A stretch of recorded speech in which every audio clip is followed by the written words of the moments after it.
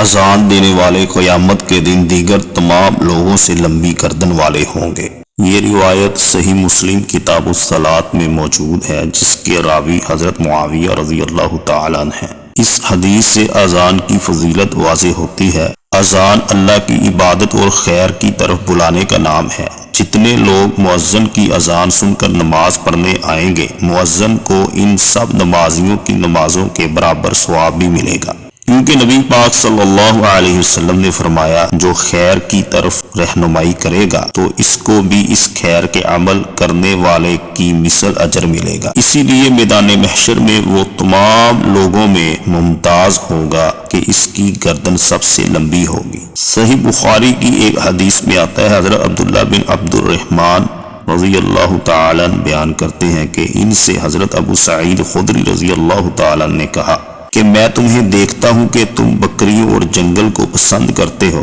بس جب تم اپنی بکریوں یا جنگل میں ہو اور نماز کے لیے اذان کہو تو اذان میں اپنی آواز کو اونچا کیا کرو، اس لیے کہ مؤذن کی آواز کو آخری حصہ تک جو جن، انسان اور کوئی اور چیز سنتی ہے تو قیامت والے دن وہ اس کے لیے گواہی دے گی۔ حضرت ابو سعید رضی اللہ تعالی عنہ نے فرمایا، میں نے یہ بات رسول اللہ صلی اللہ علیہ وسلم سے سنی ہے۔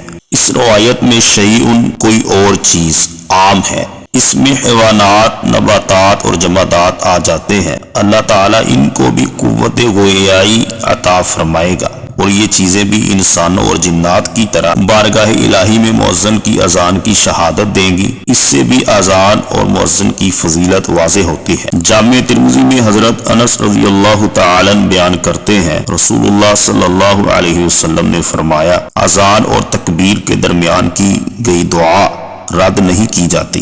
اذان اور تکبیر کے درمیان کا وقت بھی قبولیت دعا کا وقت ہے۔